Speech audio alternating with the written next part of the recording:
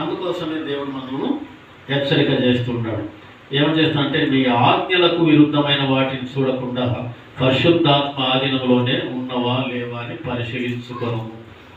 నా కన్నులు ఏ విధంగా ప్రయాణం చేస్తూ ఉన్నాయి, నా కన్నులు ఏ విధమైనటువంటి చూపులు చూస్తూ ఉన్నాయి అని ఒక్కసారి నువ్వు ఆలోచన చేసుకుంటే, అది ఏదైనా తప్పుదారిలో నడుస్తూ ఉంటాయి నీ కన్నులు అంటే, నువ్వు కొంచెం కన్ను మూసుకుంటే అయిపోయా, ఆ చూడకూడదు లేదా దాటిపోతాయి. లేదా అటనే నిగ్రహాన్ని కోల్పోయి నువ్వు చూస్తూ ఉన్నామనుకో, చూస్తా ఉంటే దాని మీద కూడా మన మీదకి వస్తాయి. ఏం నేను పోతుంటే నాకు ఇల్లు అటు చూస్తున్నాను, ఏం నువ్వు మనిషివి కాదా, నేను మనిషిని కాదా అని చెప్పి కొట్టనికి వచ్చాను మనం. అది తప్పే కదా అది. అంటే దేవుని ఆజ్ఞలు మీరు మనము ముందుకు దాటిపోతున్నాం. అందుకు కాబట్టి మన కన్నులను మన స్వాధీనంలో ఉంచుకోవాలి.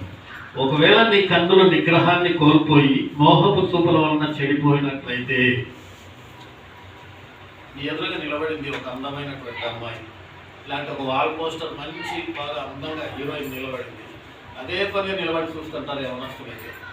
బా ఈ డ్రెస్ ఏం బాగుందిరా, నా బిడ్డ కూడా ఇక్కడ డ్రెస్ కుట్టించేవారు అంటదిరా అని చెప్పి నిలబడి చూసి దాచుకొని పరిశుద్ధమైనటువంటి తమ కళ్ళను తమ ఆధీనంలో లేకుండా సాతాను యొక్క ఆధీనంలోకి మనము నడిపించుకుంటా పోతాము. ఒకవేళ నీ కన్నులు నిగ్రహ శక్తి కోల్పోయి మోహపు చూపుల వలన చెడిపోయినట్లయితే అందు నిమిత్తమే ప్రభు సన్నిధిలో నువ్వు గోజాడి ప్రార్థన చేయాలి. ఏం చేయాలంట?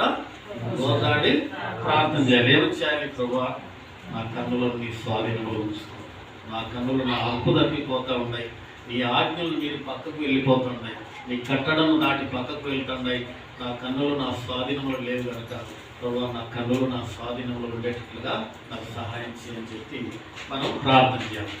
అలా చేసినప్పుడు సర్వం మన శరీరము, మన ఆత్మ, మన కన్నులు, మన దేహం అంతా మన స్వాధీనంలోనే నిలిచి ఉంటుంది. తర్వాత నీ కళ్ళు వ్యర్థమైన వాటిని చూసి చెడిపోకుండానట్లు పరిశుద్ధాత్మ శక్తితో నిగ్రహముగా ఉండనట్లు ప్రార్థించుకోవాలేమో.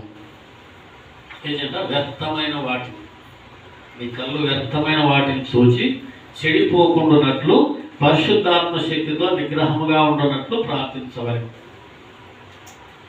కొన్ని వ్యర్థమైనవి మనం చూస్తుంటాం ఈ లోకంలో.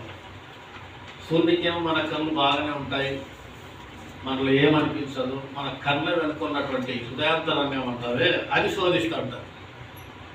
అటువంటి వాటన్నిటి మనం నిగ్రహాన్ని కోల్పోయి మరి ఉండకున్నట్లు మనం దేవుణ్ణి ప్రార్థన చేయాలి. తర్వాత ఆరో మాట ఏంటంటే, పరిశుద్ధుడా, మోహపు మాటల వలన చెడిన నా కళ్ళు బాగు చేయము, నా కళ్ళు కడుగుము అని ప్రార్థించవాలి.